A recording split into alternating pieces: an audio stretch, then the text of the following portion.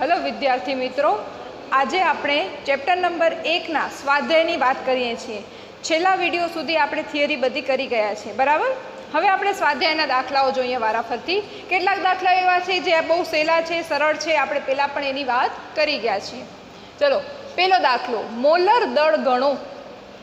હવે મોલર દળ ગણો તો H2O, તો આમ તો તમને ખબર જ છે, તેમ છતાં હજી કોઈને ન ખબર હોય તો H2O નો જો મોલર દળ ગણવો છે તો હાઇડ્રોજનની સંખ્યા 2, હાઇડ્રોજનનું પરમાણ્વીય દળ એટલે કૌંસમાં લખશું 1 વત્તા ઓક્સિજનની સંખ્યા 1, કૌંસમાં એનો પરમાણ્વીય દળ એટલે 16।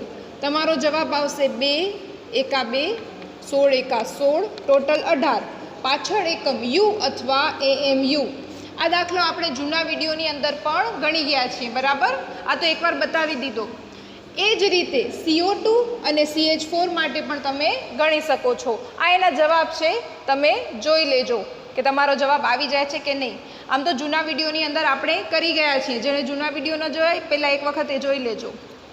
હવે આપણે વાત કરીએ બીજો પ્રશ્ન, Na2SO4 માં તત્વની ટકાવારી, બરાબર। આખી રકમ મેં નથી લખી, આખી રકમ આ રીતે છે, સોડિયમ સલ્ફેટમાં રહેલા જુદા જુદા તત્વોના દળ ટકા ગણો। હવે આપણે આ ટકાવારી જ્યારે પણ ગણવી હોય ત્યારે આપણે એનું આણ્વીય દળ જોઈશે। તો આપણો પહેલો મુદ્દો આવશે Na2SO4 નું આણ્વીય દળ, બરાબર। આ દાખલો મેં તમને હોમવર્કમાં આપેલો હતો જૂના વિડીયોની અંદર, જવાબ મેં તમને આપ્યો હતો, તેમ છતાં કોઈને ડાઉટ હોય તો અમે ચેક કરી લેજો। મારી પાસે જગ્યાની થોડી શોર્ટેજ છે એટલે તમે તો હજી એક લાઇનની અંદર લખી શકશો। ચલો, 2, સોડિયમની સંખ્યા 2, કૌંસમાં સોડિયમનો દળ કેટલો છે પરમાણ્વીય તો કે 23 વત્તા સલ્ફરની સંખ્યા 1 જ છે, એનો પરમાણ્વીય દળ 32 વત્તા ઓક્સિજનની સંખ્યા 4 અને એનો પરમાણ્વીય દળ છે 16। ચલો ગણતરી કરીએ, 46 પ્લસ 32 પ્લસ 64। ચલો આ બધાનો સરવાળો કરીએ, જવાબ આવશે આપણો 142 આણ્વીય દળ છે, યુ અથવા AMU લગાડીએ છીએ। હવે એના પછી તો કે એક એક તત્વની લઈએ, આપણી પાસે 3 તત્વોની આવશે। પહેલાં તો સોડિયમની ટકાવારી, તો કે Na ની ટકાવારી। ચલો, એના બરાબર સૂત્ર તમારું એક જ લાઈનમાં લખાશે, Na નું પરમાણ્વીય દળ આખું લખજો, છેદમાં Na2SO4 નું આણ્વીય દળ, અને ટકાવારી છે એટલે અંશમાં ગુણ્યા શું આવે 100। ચલો હવે અહીંયા જોઈએ આપણે સોડિયમ કેટલા છે, તો અણુસૂત્રની અંદર 2 સોડિયમ છે, તો એક સોડિયમનો 23, તો 2 સોડિયમના કેટલા થાય 46, તો એ લખવાના છે, બરાબર। 23 નહીં લખતા, 46 ગુણ્યા 100 છેદમાં 142। ચલો કેલ્ક્યુલેટરથી ફટાફટ ગણતરી કરજો, જવાબ આવશે તમારો 32.3%, બરાબર। તો આ તમારું સોડિયમની ટકાવારી આવી ગઈ। હવે એના પછી આપણે લઈએ સલ્ફરની ટકાવારી। હવે આ ઉપરનું બગાડી નાખું છું,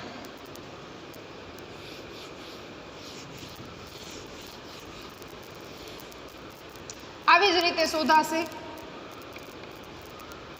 સલ્ફરની ટકાવારી માટે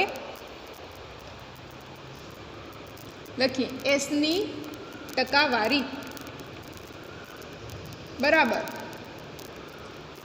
S નું પરમાણ્વીય દળ છેદમાં Na2SO4 નું આણ્વીય દળ, અને ટકાવારી હોવાથી ગુણ્યા 100। ચલો ફટાફટ જાતે ગણતરી કરો, સલ્ફર એક જ છે, સલ્ફર ઘણા બધા નથી, સલ્ફર એક જ હોવાથી એક સલ્ફરનું પરમાણ્વીય દળ કેટલું આવે 32 છેદમાં Na2SO4 નું આણ્વીય દળ આપણે શોધ્યું 142 ગુણ્યા 100। ગણતરી કરો, જવાબ આવશે 22.5।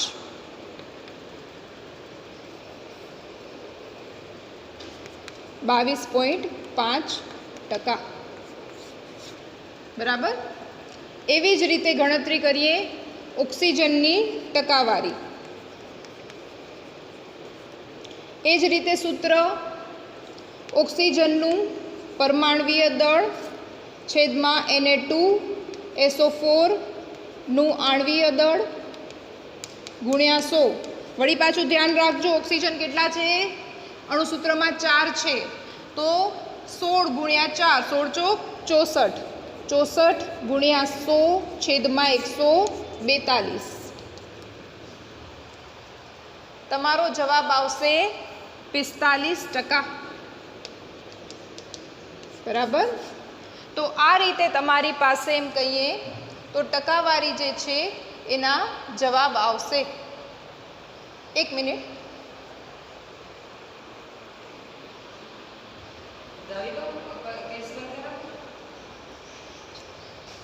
45.07 એટલે 45.1 આવશે. બરાબર. ચલો કેલ્ક્યુલેટરથી કરશો. 45.07 07 છે તો આપણે પોઈન્ટ પછી એક આંકડો લેવો હોય તો 1 લઈએ. હવે તમારી પાસે ત્રણેયનો સરવાળો કરશો. 45.1, 22.5 અને જે જૂનો જવાબ હતો સોડિયમનો એનો તમે સરવાળો કરશો એ હતો આપણો 32.3. તો એનો સરવાળો 99.9 જેવો થાય છે, એટલે કે 100% આપણા આવી જાય છે. તો આ રીતે તમારી પાસે દાખલો ગણાશે. બરાબર. ચલો હવે એના પછી ત્રીજો દાખલો. ત્રીજા દાખલાની રકમ બોલું છું. આયનના એક ઓક્સાઇડ જેમાં દળથી 69.9% આયન અને 30.1% ડાયઓક્સિજન છે, તો તે ઓક્સાઇડનું પ્રમાણસૂચક સૂત્ર નક્કી કરો. હવે અહીંયા તમારી પાસે મેં રકમ ટૂંકમાં લખી છે. આયન એટલે કે Fe 69.9%, ઓક્સિજન 30.1%. પ્રમાણસૂચક સૂત્ર શોધવાનું છે. આપણે અણુસૂત્ર શોધવાનું નથી, પણ પ્રમાણસૂચક સૂત્ર શોધવા માટે પણ પહેલાં આપણને કોઠો તો બનાવવો જ પડશે, કારણ કે કોઠા ઉપરથી ગુણોત્તર અને ગુણોત્તર ઉપરથી જ પ્રમાણસૂચક સૂત્ર આવે છે. બરાબર. જૂના વિડીયોમાં આપણે વાત કરી હતી 5 સ્ટેપ છે. પહેલા સ્ટેપમાં કોઠો બને, બીજા સ્ટેપમાં પ્રમાણસૂચક સૂત્ર બનશે. બરાબર. ચલો તો આપણે કોઠો બનાવીએ. કોઠાની અંદર અહીંયા આપણે લખીએ છીએ તત્વ. બરાબર. પછી એના પછીનો આવશે તત્વને મોલમાં ફેરવવા.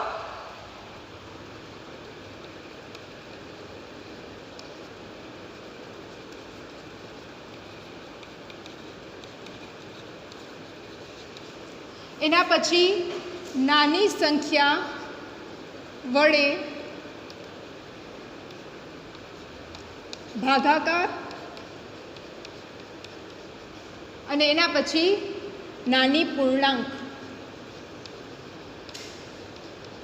હવે અહીંયા ખાસ ધ્યાન રાખજો, અહીંયા પૂર્ણાંક લખ્યો છે પણ જવાબ તમારો પૂર્ણાંકમાં નહીં આવી શકે. શા માટે એની વાત આપણે કરીએ છીએ. ચલો તત્વ આપણો છે Fe. મોલમાં ફેરવવા માટે શું કરશું તો કે પહેલાં એની ટકાવારી 69.9 ભાગ્યા Feનો પરમાણ્વીય દળ કેટલો છે તમને લખાવ્યો છે, જુઓ 56. કરો આનો ભાગાકાર, તમારી પાસે જવાબ આવશે 1.24. હવે એવી જ રીતે આપણે વાત કરીએ ઓક્સિજન માટે.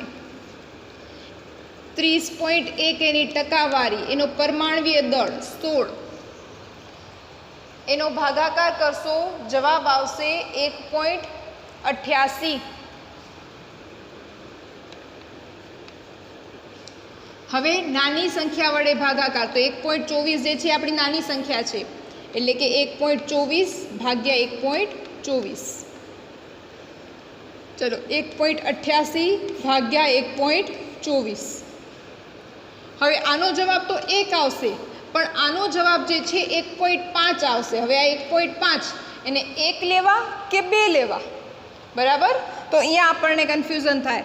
તો એવા સમયે ધ્યાન રાખજો, એને 1.5 જ આપણે રાખશું.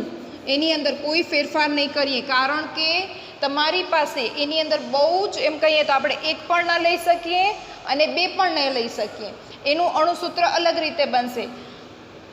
અત્યારે આપણે પ્રમાણસૂચક સૂત્રની વાત કરીએ. પ્રમાણસૂચક સૂત્ર તો આપણો ગુણોત્તર શું આવ્યો? તો કે FE જેમ O કરીએ તો FE માટે આવ્યો 1 અને O માટે આવ્યો 1.5. તો પ્રમાણસૂચક સૂત્ર શું થાય? FE 1, તો 1 તો લખવાની આપણને જરૂર ન હોય, અને O 1.5. આ તમારો પ્રમાણસૂચક સૂત્રનો જવાબ આવ્યો. હવે સ્વાધ્યાયની અંદર ધ્યાનથી જોજો, 8મો જે દાખલો છે સેમ આ જ વસ્તુ આપી છે, માત્ર ફરક કેટલો છે તો કે ત્યાં તમને એમ કહેવામાં આવ્યું છે અણુસૂત્ર શોધો. જ્યારે આ દાખલાની અંદર આપણી પાસે છે પ્રમાણસૂચક સૂત્ર અને એ દાખલાની અંદર અણુસૂત્ર શોધવાનું છે. બરાબર, એટલા માટે આપણે આ બંને દાખલા ભેગા જ લઈ લઈએ છીએ જેથી તમને ખ્યાલ આવી જાય. તો જ્યારે 8મો દાખલો તમે ગણશો સ્વાધ્યાયનો, બરાબર, ત્યારે આટલી વસ્તુ તો એ જ આવશે પ્રમાણસૂચક સૂત્ર સુધી. હવે એના પછી આપણે વાત કરીએ 8મા દાખલાની અંદર આપણે શોધવાનું છે અણુસૂત્ર. આણ્વીય દળ આપ્યો નથી તેમ છતાં આપણને અણુસૂત્ર પૂછ્યું છે.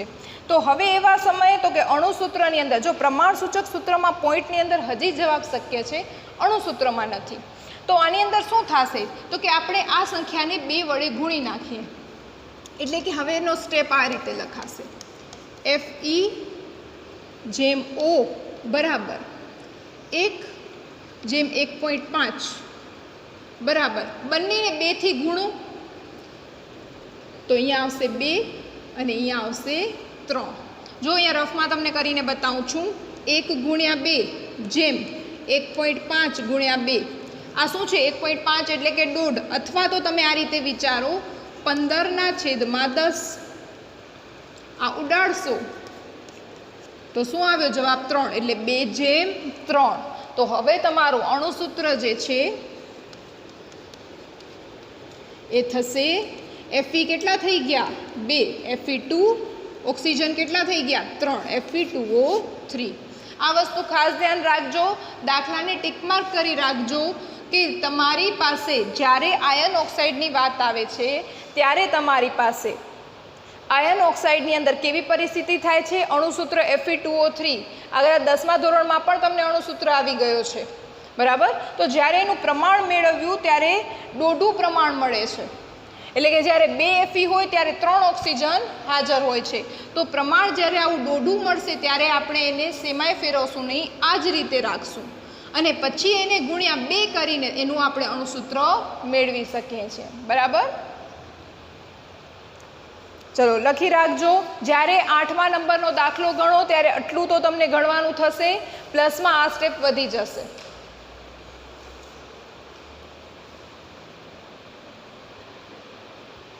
ચલો હવે ચોથો જોઈએ આપણે. રકમની અંદર પૂછ્યું છે ઉત્પન્ન થતા કાર્બન ડાયોક્સાઇડનું પ્રમાણ ગણો.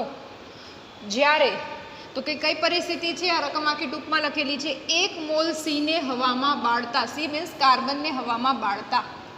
તો આપણે પહેલી જ પરિસ્થિતિની વાત કરીએ, બાકીનું પછી જોઈશું. ચલો પહેલી પરિસ્થિતિની અંદર તમારી પાસે 1 મોલ સીને હવામાં બાળતા. તો પહેલાં તો સમજો, સી એટલે કે કાર્બન, હવામાં બાળીએ એટલે કે ઓક્સિજન સાથે પ્રક્રિયા કરશે, કારણ કે હવામાન ઓક્સિજન સાથે જ પ્રક્રિયા કરશે અને બનશે તમારી પાસે CO2.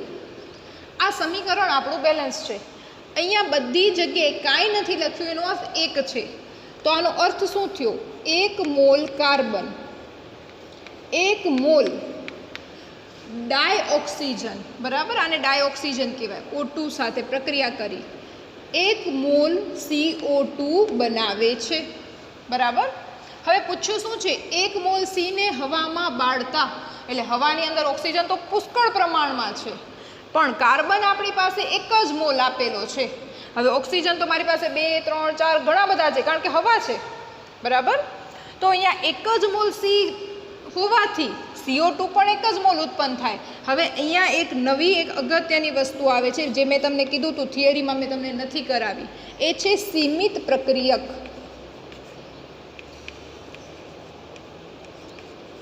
બરાબર, આના આધારિત તમારી પાસે આ જ રીતના નાનકડા પ્રશ્નો જ આવે છે. સીમિત પ્રક્રિયક એટલે શું? તો સીમિત પ્રક્રિયક કોને કહેવામાં આવે? સીમિત પ્રક્રિયક એને કહેવાય કે જે પ્રક્રિયક નિપજ કેટલા પ્રમાણમાં ઉત્પન્ન થશે એ નક્કી કરે. હવે અહીંયા આ તો મેં પ્રક્રિયાને કારણે અહીંયા 1 મોલ લખ્યું છે, પણ એકચ્યુઅલમાં આ હવા હોવાથી આના અનેક મોલ છે. આના અનેક મોલ છે. જ્યારે હું રિયલમાં પ્રક્રિયા કરાવું છું, મારી પાસે કાર્બન એક જ મોલ છે, પણ આના અનેક મોલ છે. પણ ભલે ગમે તેટલા મોલ હોય તો શું થઈ ગયું, પણ જ્યાં સુધી કાર્બન જેટલા હશે એટલા CO2 ઉત્પન્ન થશે. કાર્બન પૂરા થઈ જશે તો બાકી રહેલા ઓક્સિજનનો, બાકી રહેલી હવાનો કોઈ અર્થ રહેતો નથી. તો આ પ્રક્રિયક મારો વધશે તો હવામાં વધે જ છે. બરાબર, જ્યારે આ પ્રક્રિયક મારો જેટલો હશે ત્યાં સુધી મારી નિપજ મળશે. એટલે કે 1 મોલ કાર્બન હોવાથી 1 મોલ CO2 ઉત્પન્ન થશે. તો તમારો પહેલા પ્રશ્નનો જવાબ આવશે કેટલો CO2 ઉત્પન્ન થાય? 1 મોલ. બરાબર, આ ઓબ્જેક્ટિવ જ છે તો જવાબ આ જ રીતે લખાશે. અહીંયા જે લખાવું છું એ માત્ર સમજ માટે છે. અને સીમિત પ્રક્રિયકની વ્યાખ્યા, એટલે કે વ્યાખ્યા તો નહીં પણ એની સમજ કહીએ તો લખી રાખજો, એવો પ્રક્રિયક જે નિપજના ઉત્પાદનને સીમિત કરે છે. સીમિત કરે છે એટલે કે એની લિમિટ બાંધી નાખે છે કે બસ હવે આનાથી વધુ CO2 મારું ઉત્પન્ન થઈ શકશે નહીં. તો એના માટે આવે સીમિત પ્રક્રિયક. બરાબર, તો આ સમજ ખાસ લખી રાખજો. એના આધારિત જ આ 3 પ્રશ્ન છે.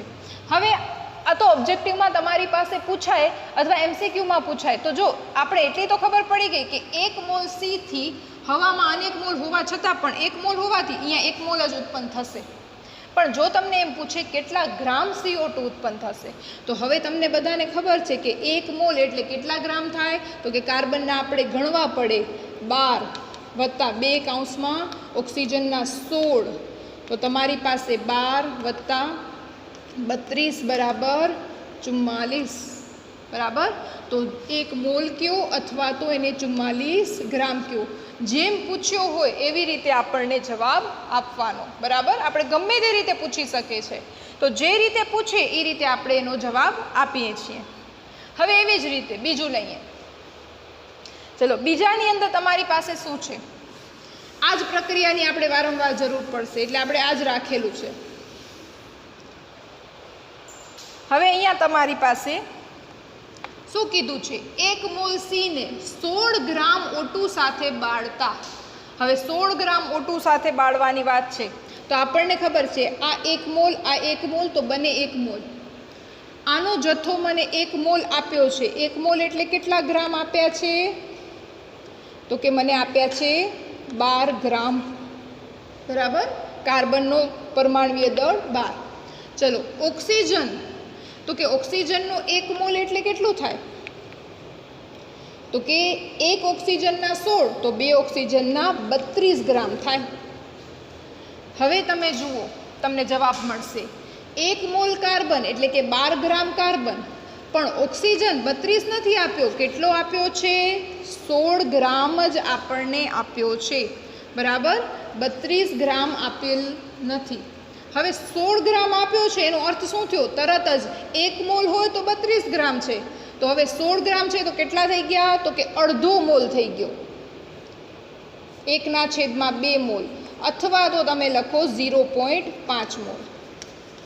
હવે તમે વિચાર કરો, આ 1 મોલ છે, આ અડધો મોલ છે અને CO2 બનાવો છે તો કેટલો બનશે? તો કે આના મોલ ગમે તેટલા વધારે હોય પણ આ અડધો મોલ હોવાથી તમારી પાસે અડધો મોલ જ નિપજમાં ઉત્પન્ન થશે.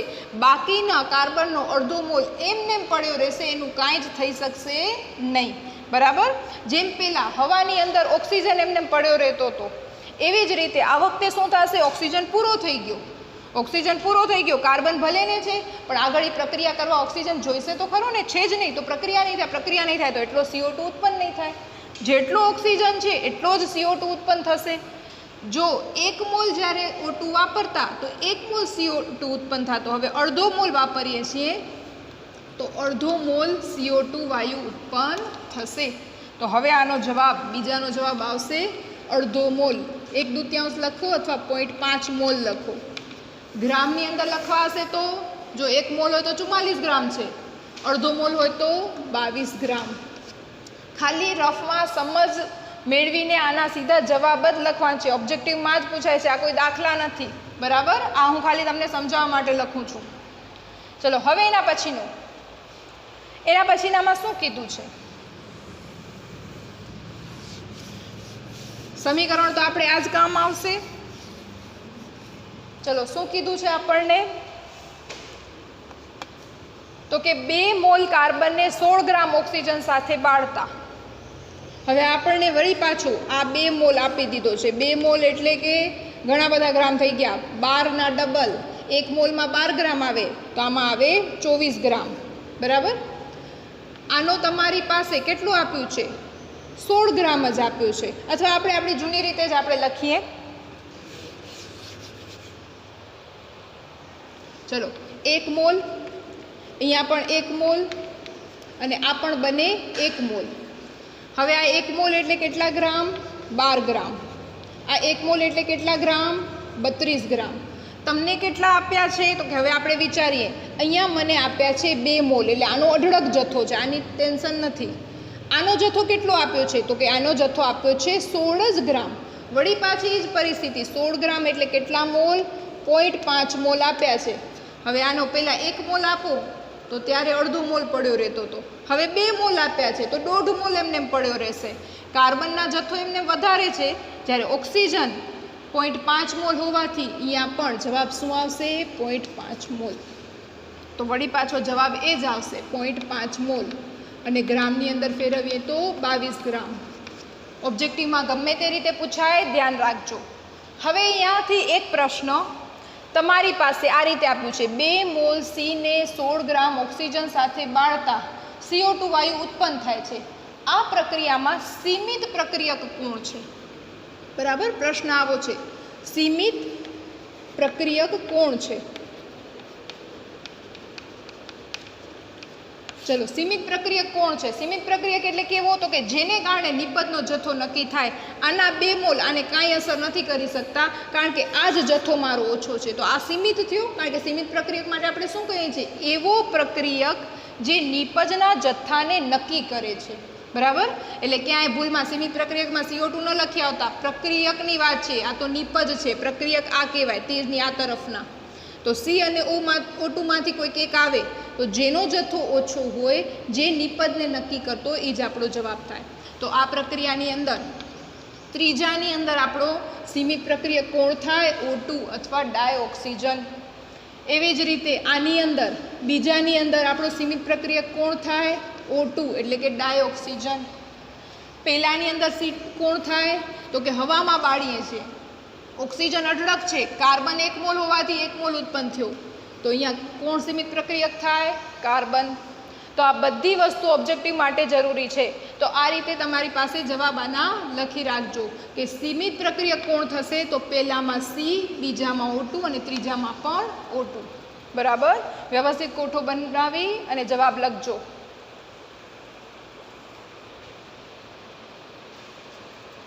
ચલો હવે આ 5મો દાખલો. ધ્યાનથી રકમ વાંચજો. રકમમાં લખ્યું છે 500 ml 0.375 મોલર જલીય દ્રાવણ બનાવવા માટે જરૂરી સોડિયમ એસિટેટનું દળ ગણો. સાથે બીજું પણ કીધું છે સોડિયમ એસિટેટનું મોલર દળ 82.245 ગ્રામ પર મોલ.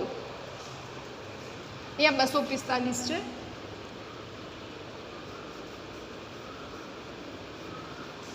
જીરો 245.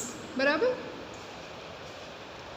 ચલો હવે આટલી વસ્તુ આપણે ટૂંકમાં લખી રાખીએ. મોલારિટી મને આપી છે 0.375 મોલર. મોલર કીધું છે એટલે આ મોલારિટી આપી છે. એ ઓળખતા તમને રકમમાંથી આવડવું જોઈએ. પછી 500 ml તો લીટર મિલીલીટર હોય તો એ કદ કહેવાય, તો કદ 500 ml આપ્યું છે. સોડિયમ એસિટેટનું આણ્વીય દળ અથવા તો મોલર દળ બંને એક જ થાય, તો એ આપ્યું છે 82.0245 ગ્રામ પર મોલ. અને સોડિયમ એસિટેટનું દળ પૂછ્યું છે. હવે સૌથી પહેલાં તો આપણે રફમાં વિચારીએ કે મને પદાર્થનું દળ કીધું છે, તો હવે હું કેવી રીતે શોધીશ? જો મારી પાસે કોઈ પણ પદાર્થના મોલ હોય, મોલ શોધવા હોય, મોલ શોધવાનું મેં તમને સૂત્ર લખાવ્યું હતું, બરાબર? તો એ પદાર્થનું રકમમાં એટલે કે આપેલ દળ, અત્યારે ટૂંકમાં લખું છું, છેદમાં એનું આણ્વીય દળ આપણે કરતા હતા. હવે વસ્તુ કેવી છે? તો દળ તો આપણને શોધવાનું છે, દળ આપણે અહીંયાથી જ મળશે, કારણ કે પૂછ્યું શું છે? જરૂરી, આપણે જે દ્રાવણ બનાવવું છે એમાં જરૂરી સોડિયમ એસિટેટનું દળ. તો આપણને દળ શોધવા માટે શું જોઈશે? આણ્વીય દળ અને મોલ, આ બે વસ્તુ જોઈશે. આણ્વીય દળ આપણને આપી દીધું છે, હવે મોલ ક્યાંથી કાઢશું? તો કે મોલ માટે આપણે જરાક વિચારીએ હજી આગળ, બરાબર? આ બધું રફમાં વિચારવાનું. તો તમને મોલારિટી આપી છે. હવે અહીંયા ટૂંકમાં સૂત્ર લખું છું, મોલારિટી બરાબર તો કે દ્રાવ્યના મોલ, એટલે દ્રાવ્ય કોણ છે? એને સોડિયમ એસિટેટ, બરાબર? અણુસૂત્ર નહીં આવડે તો ચાલશે. છેદમાં દ્રાવણનું કદ, અને કદ હંમેશા શેમાં હશે? લીટરમાં. તો તમને મોલારિટી આપી છે, કદ આપ્યું છે, તો એના ઉપરથી પહેલાં શોધીએ મોલ.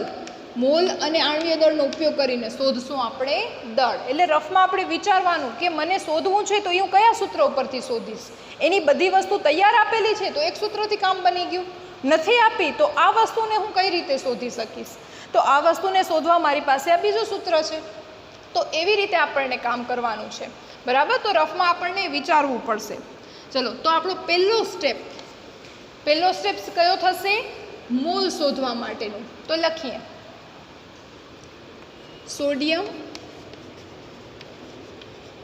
એસિટેટની મોલારિટી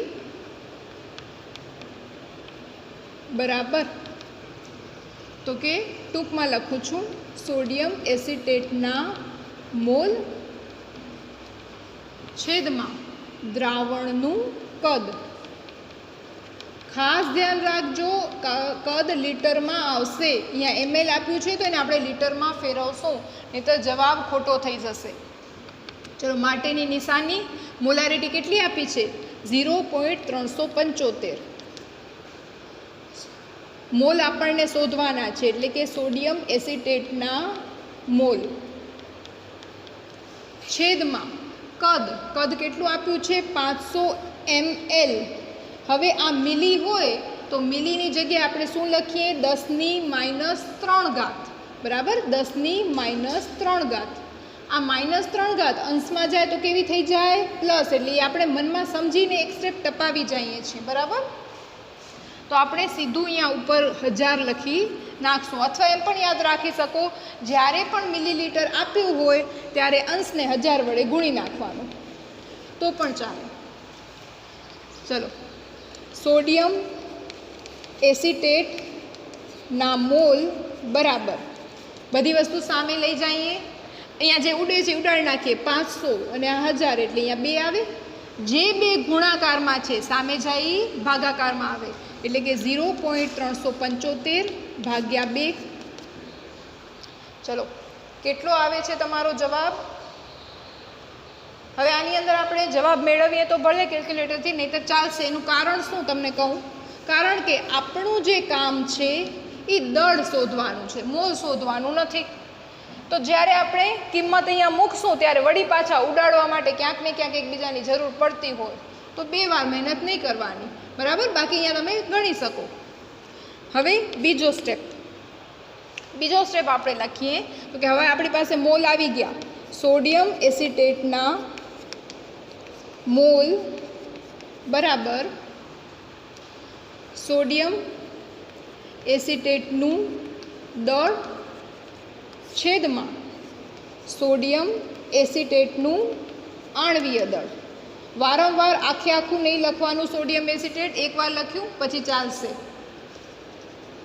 બરાબર? ચલો મોલ કેટલા આવ્યા તો કે 0.375/2. સોડિયમ એસિટેટનું દળ તો મારે શોધવાનું છે.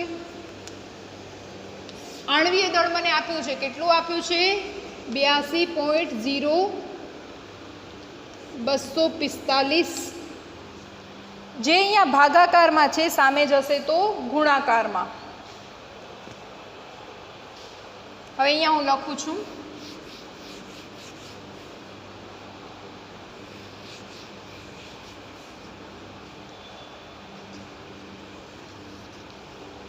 ચલો સોડિયમ એસિટેટનું દળ બરાબર તો કે 0.375 ગુણ્યા 82.0245/2.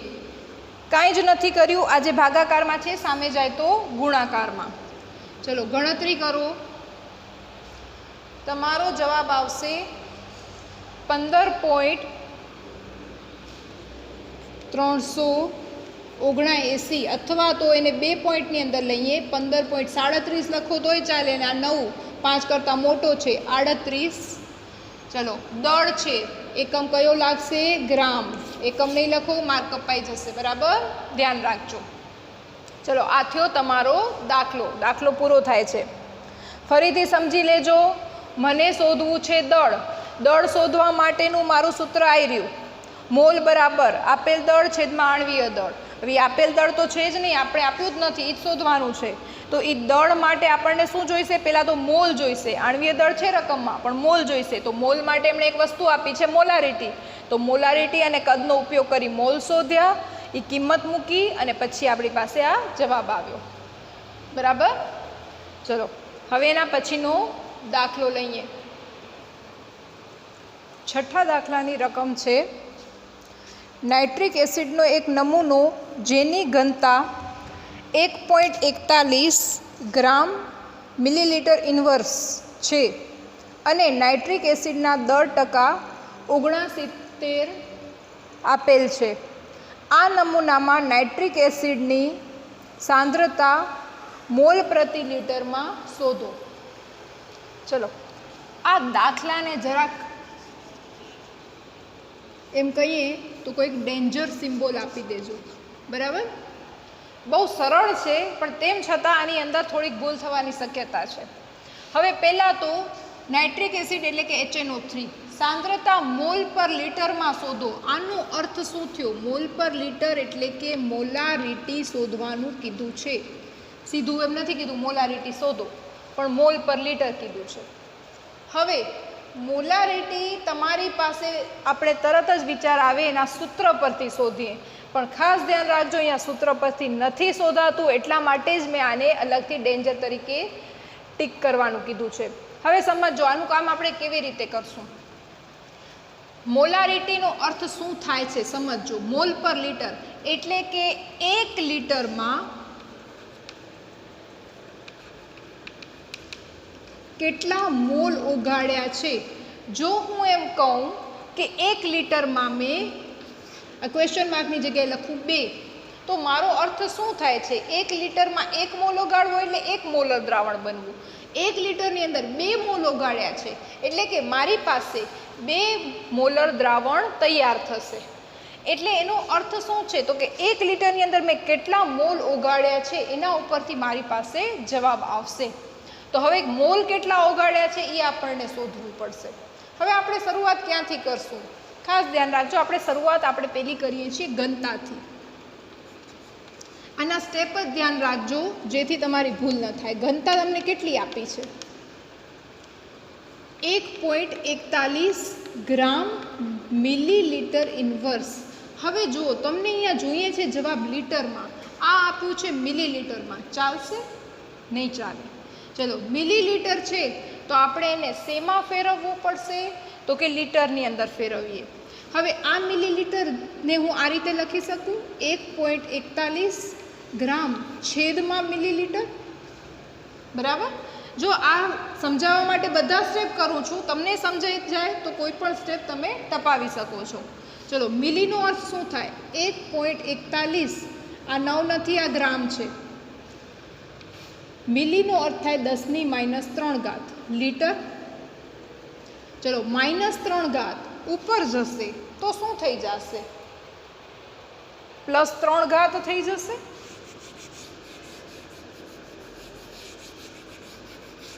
ચલો +3 એટલે કે 1000 થઈ ગયા.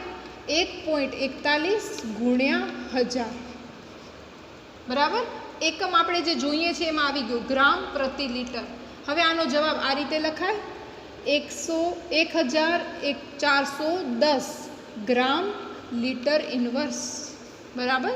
આ વસ્તુને અત્યારે આપણે સાઈડમાં રાખીએ છીએ. આ ઘનતા છે. હવે બીજી વસ્તુ વિચારીએ. તમને શું આપ્યું છે? HNO3ના દર ટકા આપ્યા છે. હવે તમને દર ટકાવાળીનું સૂત્ર ખબર છે. આપણી પાસે ટકાવારી માટેનું સૂત્ર શું છે? દ્રાવ્યનું દળ છેદમાં દ્રાવણનું દળ ગુણ્યા 100. આ સૂત્ર છે. બરાબર. અને એનો જે જવાબ છે એ આવ્યો છે તમારી પાસે 69. હવે અહીંયા બે વસ્તુ ગાયબ. કોઈ પણ સમીકરણમાં એક વસ્તુ ગાયબ હોય તો શોધી શકાય, બે ગાયબ હોય તો ન શોધી શકાય. આપણને એ તો જોઈએ છીએ, કારણ કે આપણે શોધવી છે મોલારિટી. મોલારિટી એટલે કે આપણે કેટલા મોલ ઓગાળ્યા. હવે મોલ કેટલા ઓગાળ્યા એના માટે આપણને પહેલાં દળ કેટલું ઓગાળ્યું, તો દળને આપણે મોલમાં ફેરવી શકશું. તો એના માટે આપણે દ્રાવ્યનું દળ મળી જાય તો આપણું કામ થઈ જાય. પણ દ્રાવણનું દળ ક્યાં આપ્યું છે? આપ્યું છે આપણને? નથી આપ્યું. ચલો દ્રાવણનું દળ નથી આપ્યું તો દ્રાવણના દળ માટે એમણે કીધું છે દ્રાવણની ઘનતા. દ્રાવણની ઘનતા કેટલી કીધી છે? તો કે 1.41. હવે આનો અર્થ શું થયો સમજજો. ગ્રામ પર લીટર છે, એનો અર્થ કે 1 લીટરમાં 1410 ગ્રામ તમારી પાસે જથ્થો આવેલો છે. ઘનતાનો અર્થ આવો થાય છે. હવે આપણે ઘનતાનું સૂત્ર લગાડીએ. ઘનતા બરાબર દળ છેદમાં કદ. કદ હંમેશા શેમાં છે? લીટરમાં. અથવા તો તમે આને સીધું પણ લખી શકો, કારણ કે આપણે મોલ પર લીટર 1 લીટર માટે ખપે છે. આ 1 લીટર માટે આપ્યું છે. તો અહીંયા તમને જો ઈચ્છા થાય તો તમે ડાયરેક્ટ સ્ટેપ પણ લખી શકો. અત્યારે હું આ રીતે સમજાવી દઉં છું. ઘનતા 1410. દળ મને શોધવાનું છે. કદ મારો થશે 1 લીટર. તો 1 ગુણ્યા કરો તો તમારો દળ તો ઈ જ આવશે 1410. પણ અહીંયા તમારી પાસે એકમ શું છે? ગ્રામ છેદમાં લીટર. અને આ શું છે તમારી પાસે? 1 તો કે લીટર. બંને સાઈડથી લીટર લીટર શું થઈ ગયા? કેન્સલ. જવાબ શેમાં આવી ગયો? દળ ગ્રામની અંદર આવી ગયો. એટલે એકમ જે છે તમારો ગ્રામ પર લીટરમાંથી શું થઈ જશે? માત્ર ગ્રામ થઈ જશે. ચલો લખવું હોય તો આપણે સીધું પણ લખી શકીએ. આ સમજવા માટે બરાબર છે, પણ લખવું હોય તો સીધું આવી રીતે લખાશે.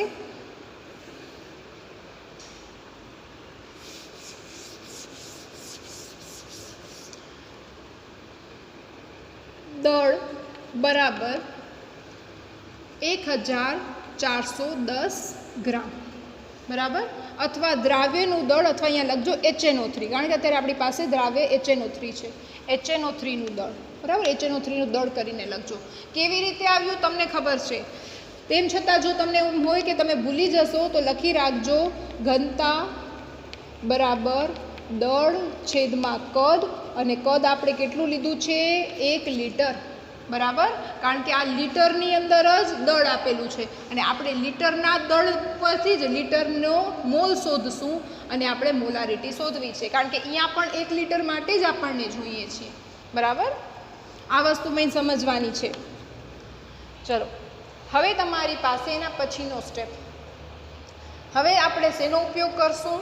તો કે આ જે દળ આવ્યું છે, એક મિનિટ, આ દ્રાવણનું દળ છે, HNO3નું નથી. દ્રાવણનું દળ આવશે, કારણ કે ઘનતા કોની છે? દ્રાવણની છે, દ્રાવ્યની થોડી ને છે. દ્રાવણનું દળ. બરાબર. આ રીતે લખજો. હવે મારી પાસે સૂત્ર દ્રાવ્યનું દળ અથવા તો તમે લખી શકો HNO3નું દળ બરાબર છેદમાં દ્રાવણનું દળ ગુણ્યા 100 બરાબર 69. ચલો હવે હું દ્રાવ્યની જગ્યાએ HNO3 જ લખું છું. HNO3નું દળ છેદમાં દ્રાવણનું દળ કેટલું આવ્યું 1410 ગુણ્યા 100 બરાબર 69. ચલો આ 1 મીંડો તો ઉડી ગયો. હવે આપણે અહીંયા બાજુમાં ગણતરી કરું છું. HNO3નું દળ બરાબર જે ગુણાકારમાં હોય ભાગાકારમાં, ભાગાકારમાં હોય ગુણાકારમાં, એટલે કે 69 ગુણ્યા 141 છેદમાં 10. કરો ગણતરી. જવાબ આવશે 972.9 ગ્રામ બરાબર. ચલો એટલે સુધી સમજાઈ ગયું. ફરીથી એકવાર સમજાવું છું. આપણને મોલ પર લીટર એટલે મોલારિટી શોધવી છે. આપણને કાંઈ નથી સમજાતું ક્યાંથી શરૂઆત કરીએ તો ઘનતાથી શરૂઆત કરી. મિલીલીટર છે એને લીટરમાં ફેરવ્યો. 1 લીટર માટે જ આપણે જવાબ જોઈએ છીએ અને આપણે આપ્યા છે દળના ટકાવારી આપી છે. હવે દળની ટકાવારી આપી છે HNO3નું જો દળ આપણને મળી જાય તો એના મોલ શોધીએ ને એના ઉપરથી મોલારિટી આપણી શોધાઈ જશે. HNO3નું દળ શોધવા માટે આપણને શું કરવું પડે તો કે પહેલાં તો તમને આ સૂત્ર પ્રમાણે દ્રાવ્યનું દળ છેદમાં દ્રાવણનું દળ જોઈએ. દ્રાવણનું દળ ક્યાંથી મળે તો કે દ્રાવણની ઘનતા ઉપરથી બરાબર. આ એકચ્યુઅલમાં આવી રીતે કહેવાય દ્રાવણની ઘનતા બરાબર દ્રાવણનું દળ અને દ્રાવણનું કદ. અને આખું ન લખતા આપણે ખાલી આટલું જ લખીએ છીએ દ્રાવણનું દળ બરાબર આ તમારો જવાબ આવી ગયો. પણ એકમમાં ખાસ ધ્યાન રાખજો ઘનતા લખીએ છીએ ત્યારે ગ્રામ પર લીટર આવશે અને જ્યારે દળ લખીએ છીએ ત્યારે ખાલી ગ્રામ થઈ જશે. કિંમત મૂકી HNO3નું દળ આવી ગયું. હવે આપણી પાસે દળ આવી ગયું. હવે આપણા જૂના દાખલાઓની જેમ શોધી આપણે મોલ.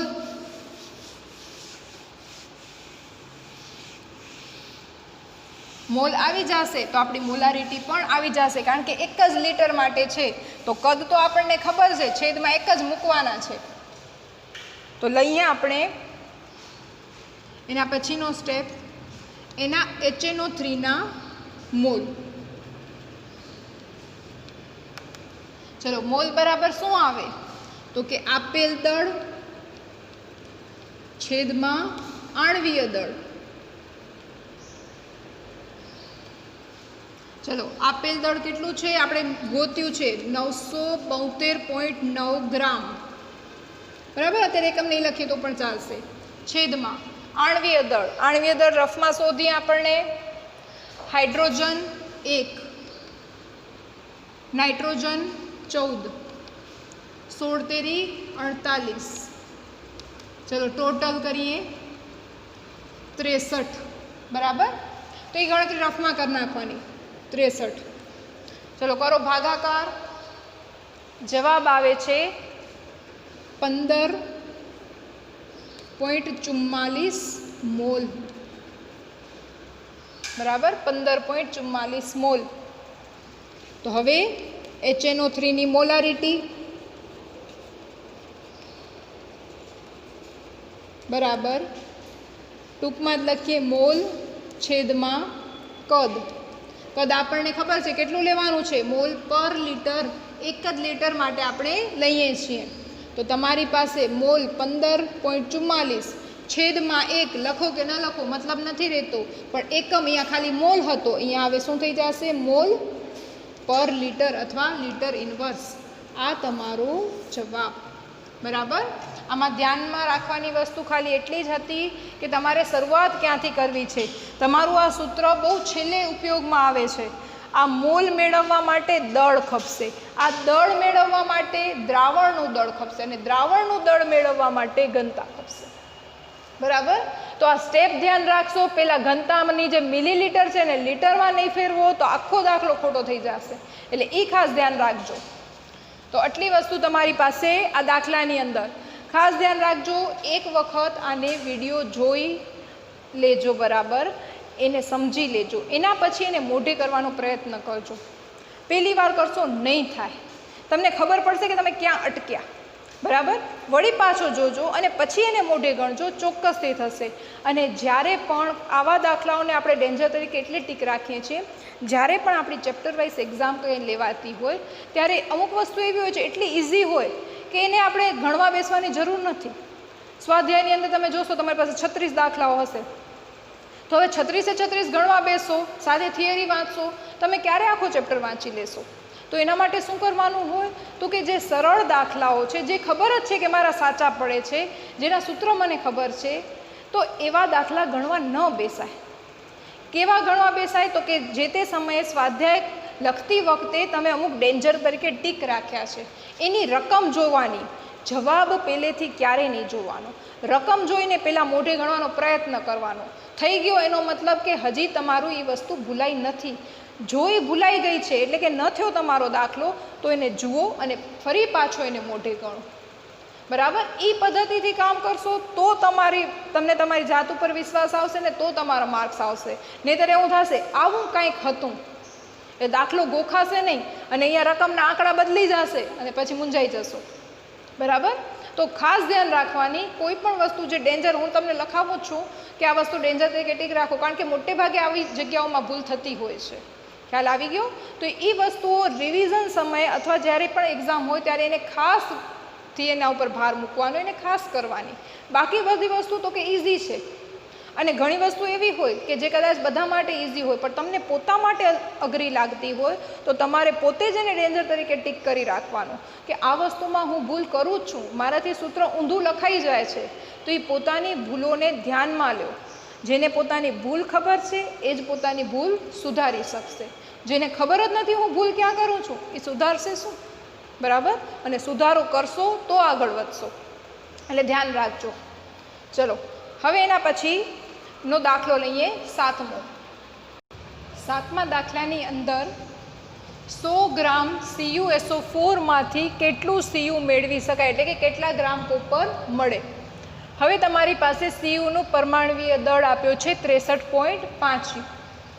હવે આની અંદર આપણે વિચારીએ તો કે સૌથી પહેલાં આપણે શું કરવું પડશે, તો કે સૌથી પહેલાં આપણને લેવું પડશે એનું આણ્વીય દળ. હવે સમજો આ વસ્તુ કેવી રીતે છે. મને કીધું છે 100 ગ્રામમાંથી કેટલું કોપર મળશે, પણ પહેલાં 100 ગ્રામ માટે મને વિચારવું પડશે કે CuSO4 પોતાનો આખો કેટલો ગ્રામ છે. બરાબર, એટલે કે આપણે એનું આણ્વીય દળ લઈએ. તો CuSO4નું આણ્વીય દળ,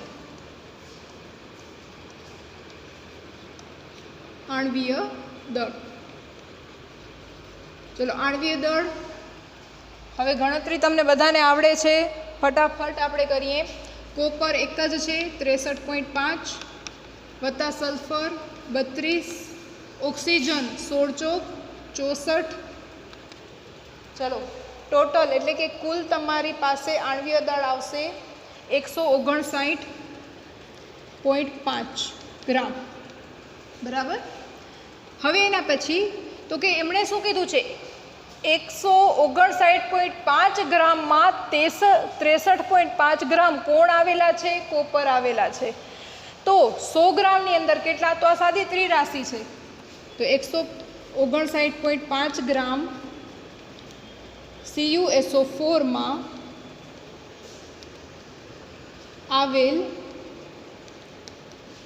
બરાબર, તમારું એક જ લાઈનમાં આવી જશે Cu બરાબર 63.5 ગ્રામ.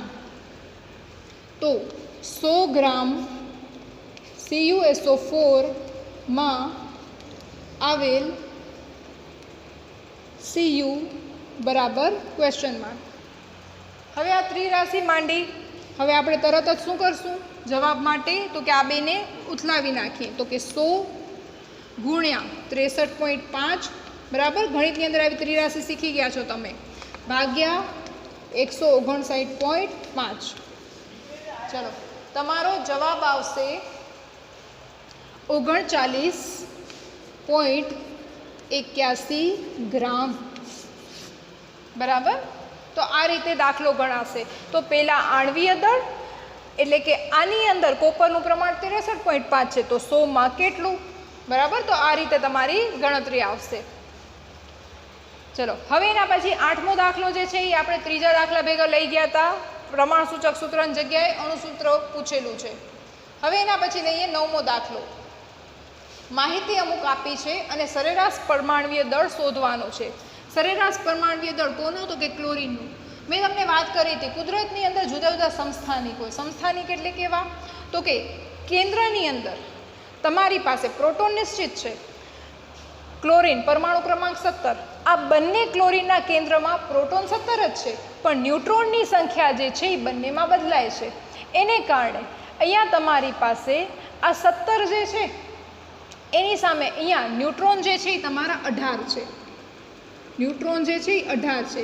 તો 17 વત્તા 18 તમારા ટોટલ કેટલા થાય છે? 1 મિનિટ. હા, 17 વત્તા 18 તમારા થાય છે ટોટલ 35. હવે કુદરતની અંદર બીજો એક ક્લોરીન એવો મળે છે જે ક્લોરીન જ પરમાણુ ક્રમાંક 17 એટલે કે પ્રોટોન 17 ઇલેક્ટ્રોન 17, પણ એની અંદર જે ન્યુટ્રોન છે એ 20 છે. તો હવે આ તમારી પાસે 17 ને 20 કેટલા થયા? 37. બરાબર. તો હવે આ બંનેનું કુદરતમાં ટકાવારી કેટલી છે? તો કે આ ઘણો બધો છે, 75% જેટલો છે. તો આ સાવ અવગણા એવો નથી. 24.23% એટલે આશરે 25% જેવી આ વસ્તુ થાય છે. અને પછી એના મોલર દળ ગણતરીથી કરેલા છે. આ 34.9 એટલે સમજી શકો છો આ 35 જ, અને આ 36.9 એટલે સમજી શકો તમે 37. બરાબર. આ એક્ઝેક્ટ આંકડાઓ ગણતરીથી મેળવેલા છે.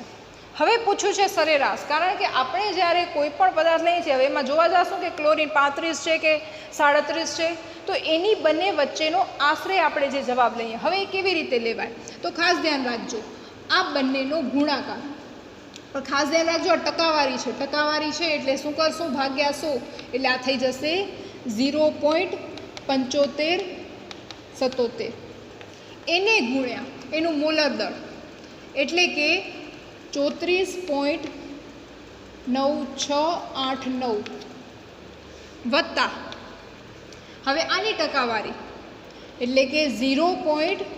ટકાવારી છે, ટકાવારી કાઢી નાખીએ એટલે કે તમારે થઈ જાય 24.23.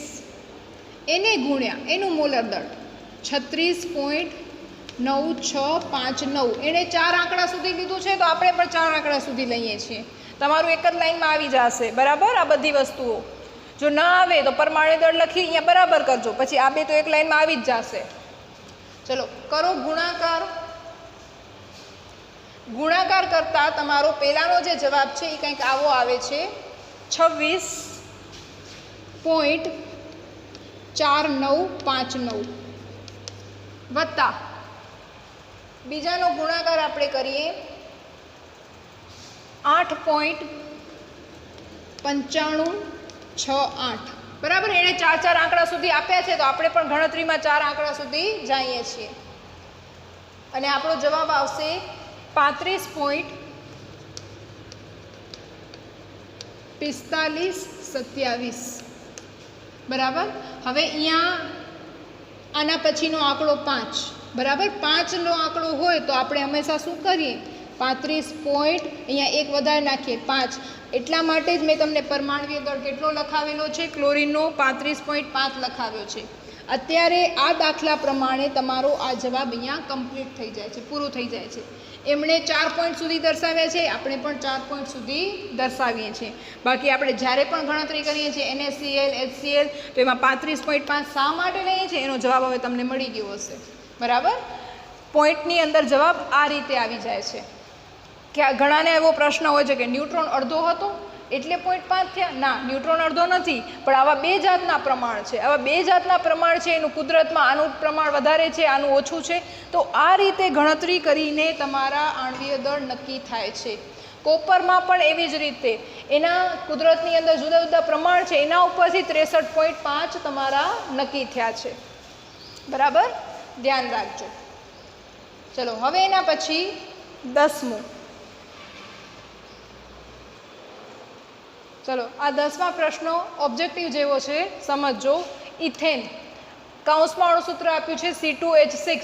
ન પણ આપે, આવડવું જોઈએ. મિથેન, ઇથેન, પ્રોપેનના અણુસૂત્ર આવડવા જોઈએ. ના 3 મોલ માટે ગણતરી કરો. શું ગણતરી કરવાની છે? હવે આ કાંઈ દાખલો નથી, ઓબ્જેક્ટિવ જ છે, બાજુમાં જ જવાબ લખાશે. કાર્બનના પરમાણુની મોલ સંખ્યા. હવે વિચાર કરો C2H6 આ 1 મોલ છે. હવે મેં અહીંયા ગુણ્યા 3 કર્યા, 3 મોલ થયા, તો 3 દુ કેટલા થયા? 6 થયા. તો કાર્બનના સંખ્યા કેટલી થઈ ગઈ? તો કે 6 મોલ પરમાણુ. બરાબર, 6 મોલ કાર્બન પરમાણુ હશે તો કાર્બનના પરમાણુની મોલ સંખ્યા શું આવશે? 6 મોલ. બરાબર, આ ઇઝીલી આપી શકાય એવો જવાબ છે. એવી જ રીતે હાઇડ્રોજનનું પૂછ્યું છે તો 3 ગુણ્યા 6, 6 તેરી 18. તો હાઇડ્રોજનના પરમાણુની મોલ સંખ્યા 18 મોલ. હવે એના પછી ખાસ ધ્યાન રાખજો, ઇથેનના અણુની સંખ્યા પૂછી છે, મોલ નથી પૂછ્યા. ઇથેનના મોલ તો કીધા છે 3 મોલ લ્યો, અણુની સંખ્યા કીધી છે. હવે તમારી પાસે અણુની સંખ્યા હોય ત્યારે કેવી રીતે આવે? તો કે અણુની સંખ્યા જે છે તમારી પાસે એને આપણે ગણતરી કરવી પડશે. બહુ સરળ વસ્તુ છે, કાંઈ જ નથી કરવાનું. તમારી પાસે 1 મોલ, 1 મોલમાં કેટલા અણુ હોય? મેં તમને પહેલાં જ્યારે મોલ શીખવાડ્યું હતું ત્યારે 1 મોલ અણુ ડઝન જેવું છે. 1 ડઝન તો 12 નંગ તમારા થાય, કે 1 ડઝન એપલ તો 12 એપલ થયા. તો 1 મોલ અણુ એટલે 6.022 ગુણ્યા 1023 ઘાત અણુ. બરાબર, હવે અહીંયા કેટલા છે? 3 મોલ છે. તો અહીંયા તમે 3થી ગુણ્યા, તો આ સાઈડ પણ 3થી ગુણી નાખીએ તો કે 3 ગુણ્યા 6.022 ગુણ્યા 1023 ઘાત. ચલો જવાબ શું થાય? ગુણાકાર કરો. આ તો ગુણાકાર સરળ છે, 660.18 ગુણ્યા 1023. બરાબર, તો તમારો જવાબ આવશે અણુની સંખ્યા 18.066 ગુણ્યા 1023 ઘાત અણુ. બરાબર, એટલે ઇથેનના કેટલા અણુ થયા? તો કે 3 મોલ હતા એટલે 3થી ગુણી નાખ્યા. 4 મોલ પૂછ્યા હોત તો અહીંયા 1 બરાબર ખબર છે, તો અહીંયા 4થી ગુણો તો તમારા 4 મોલનો જવાબ આવી જાય. બરાબર, તો આ રીતે ઓબ્જેક્ટિવ ટાઈપનો પ્રશ્ન છે. હવે 11મો દાખલો, એની રકમ જોઈએ આપણે. 20 ગ્રામ ખાંડ પૂરતા પાણીમાં ઓગાળી અંતિમ કદ 2 લીટર કરવામાં આવ્યું તો ખાંડની સાંદ્રતા મોલ લીટર ઇન્વર્સમાં ગણો. મોલ લીટર ઇન્વર્સમાં ગણો એટલે શું શોધવાની છે? મોલારિટી. આ વસ્તુ ખ્યાલ હોવી જોઈએ.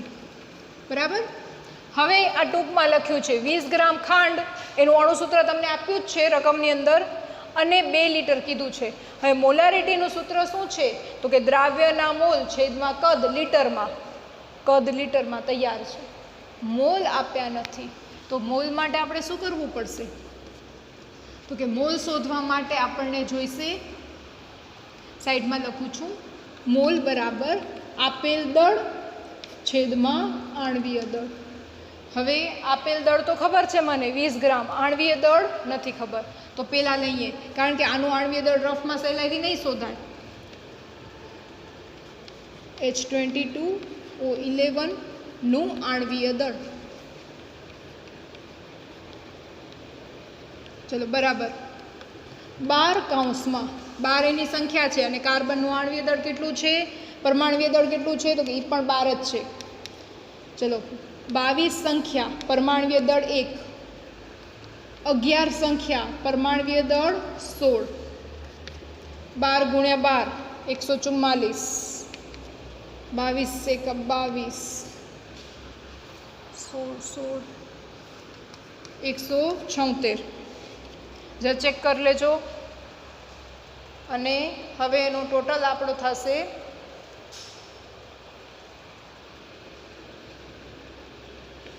372. બરાબર, આ આપણી પાસે આવી ગયું આણ્વીય દળ. અત્યારે આને આપણે યુ ન લખો ને ગ્રામ લખશો તો પણ ચાલશે, કારણ કે આપણે એને ગ્રામની અંદર સ્વીકાર લઈએ છીએ, કારણ કે આપણે શું કરવાનું છે? મોલમાં ફેરવવાનું છે, એટલા માટે. તો હવે આપણે લઈએ ખાંડના મોલ બરાબર આપેલ દળ છેદમાં આણ્વીય દળ.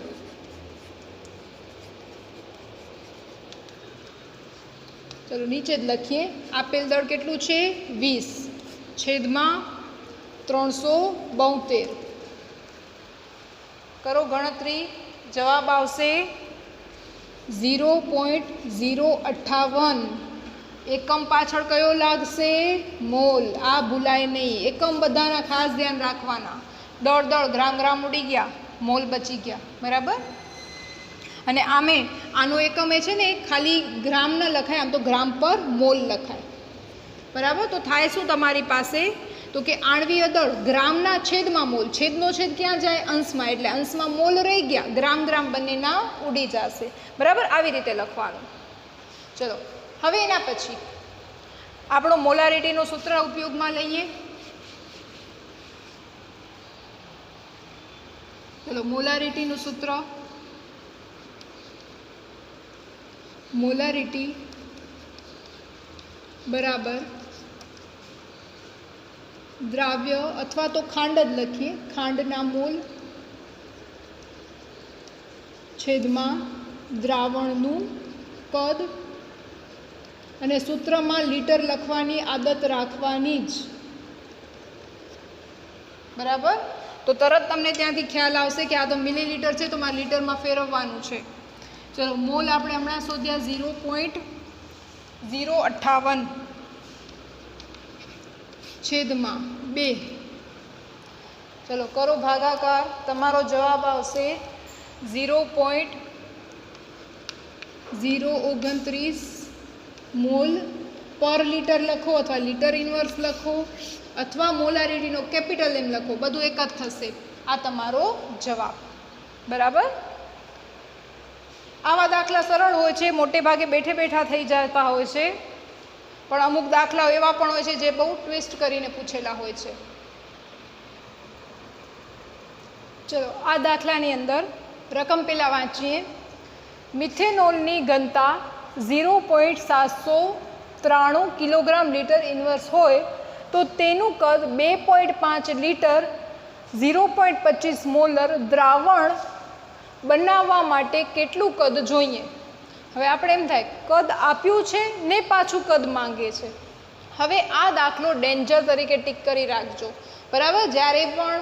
જ્યારે આની એક્ઝામ આપવી હોય ત્યારે ખાસ ધ્યાન રાખવાનું, આ દાખલો એક વખત જોઈને જવાનો, બરાબર, ગણવાનો પ્રયત્ન કરવાનો. હવે અહીંયા એક નોંધ લખી રાખજો, જ્યારે પણ તમારી પાસે એક જાતનું કદ અને એક જાતની મોલારિટી આપી હોય ત્યારે એક નવું સૂત્ર લાગુ પડે છે, બરાબર. નોંધ કરીને લખી રાખજો.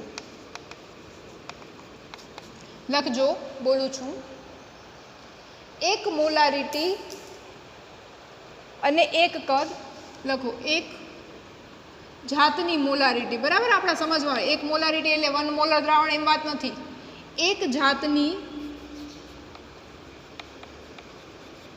મોલારિટી અને એક જાતનું કદ, આ ખાલી આપણા સમજવા માટે છે, કાંઈ એનામાં કોઈ બીજી જાત પડતી નથી.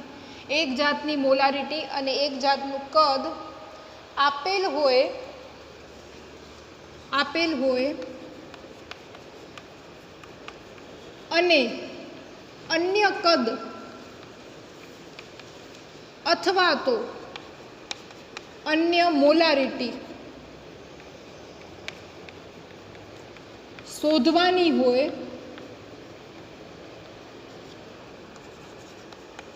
તો M1 V1 બરાબર M2 V2 સૂત્ર લાગે.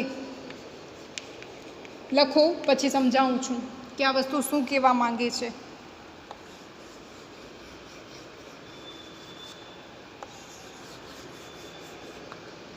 ચલો હવે આનો અર્થ શું થાય છે? એક મોલારિટી એટલે કોઈ એક જાતની મોલારિટી, આ મોલારિટીનું કંઈક મૂલ્ય છે, આ એક જાતનું કદ છે, આ કદનું કંઈક મૂલ્ય છે, આ બીજી મોલારિટી અને બીજું કદ, બરાબર. વી જે છે એ કદ દર્શાવે છે.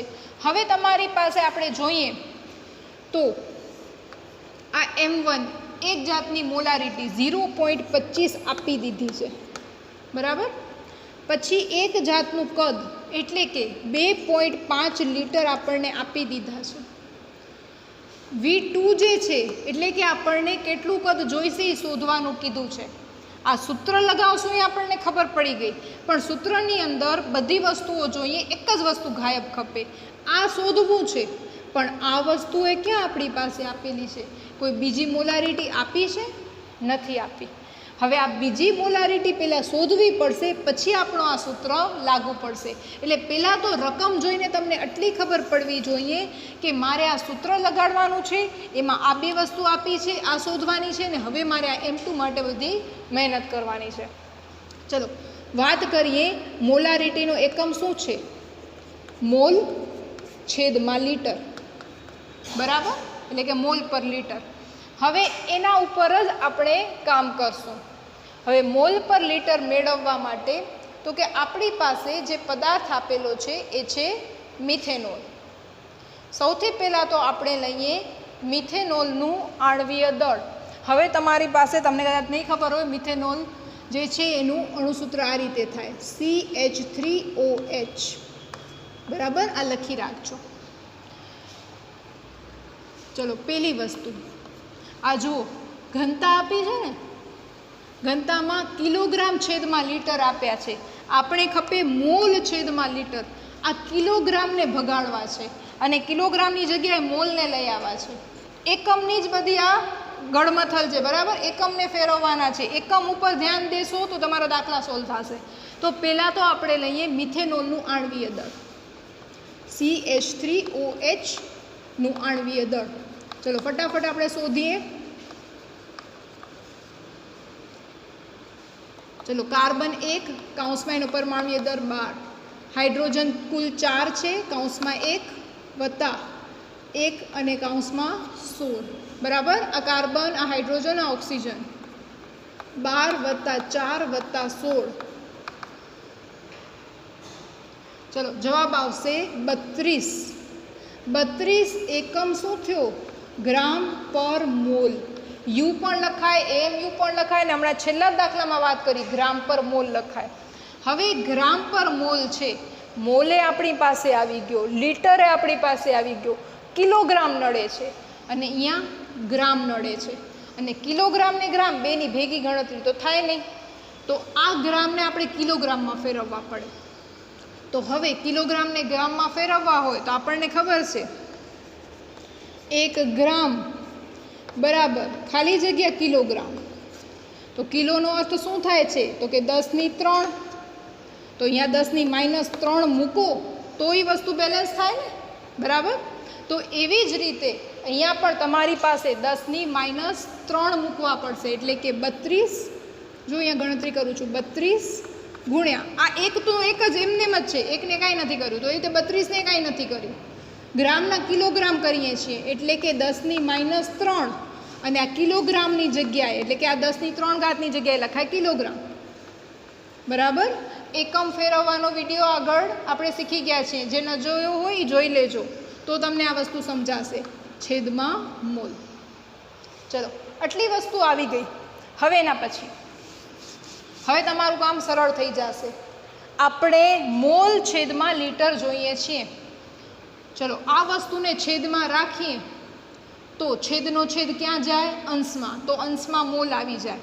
તો હવે આપણે લઈએ M2, સીધું એમ જ લખીએ છીએ M2 બરાબર. ચલો M2 બરાબર સીધી કિંમત જ મૂકીએ છીએ 0.793, બરાબર? આને પણ જો તમે આ લખવું હોય તો આ રીતે આપણે લખી શકીએ છીએ. આ -3 છે, પોઈન્ટની અંદર ફેરવી નાખીએ તો આ રીતે લખાય 0.032, બરાબર? ચલો આ જે છે એનો એકમ છે કિલોગ્રામ અને છેદમાં શું છે? લીટર.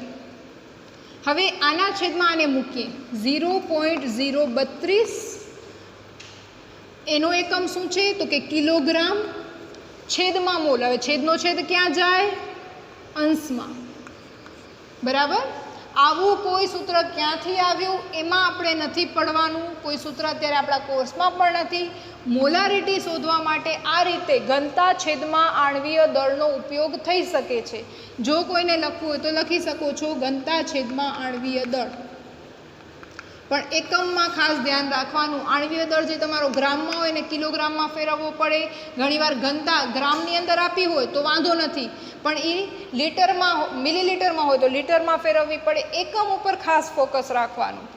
ચલો, તો આ કિલોગ્રામ ઉડી ગયા, મોલ પર લીટર આવી ગયા. ચલો, આનો જવાબ લઈ આવો.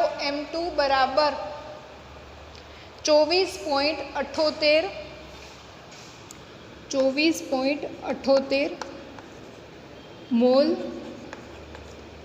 પર લીટર અથવા તો લીટરની -1 એટલે આ M2 આવી ગયા. બસ, હવે દાખલો સરળ છે. હવે દાખલામાં કાંઈ જ નથી.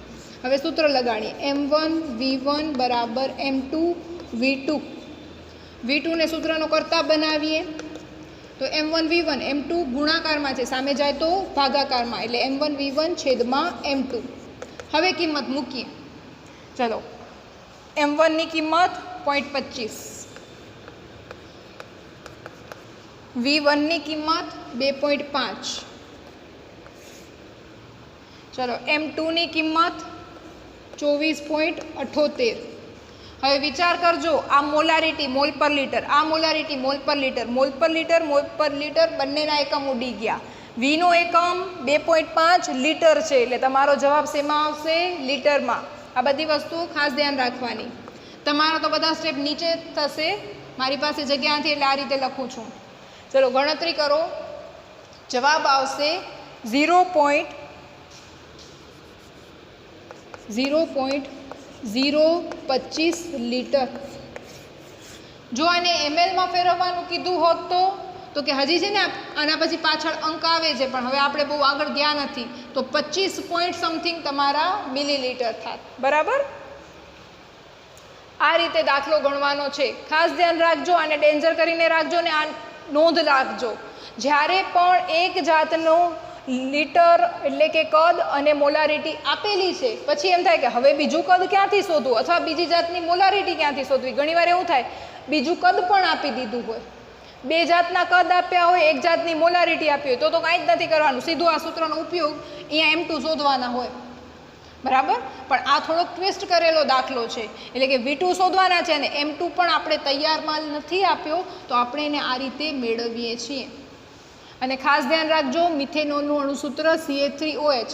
આમ તો આગળ જતાં તમારી પાસે ઓર્ગેનિકની અંદર આ બધા અણુસૂત્રો આવશે, ત્યારે તમને યાદ રહી જ જશે. પણ અત્યારે આ ચેપ્ટર પૂરતું પણ આપણને આ ધ્યાન હોવું જોઈએ, કારણ કે અણુસૂત્ર આવડશે તો તમે આણ્વીય દળ શોધી શકશો. ચલો, હવે આજે આપણે સ્વાધ્યાયના 12 દાખલા સુધી કમ્પ્લીટ કર્યું. બાકીના જે દાખલાઓ છે એ પછી નેક્સ્ટ વિડીયોમાં જોશું. Thank you.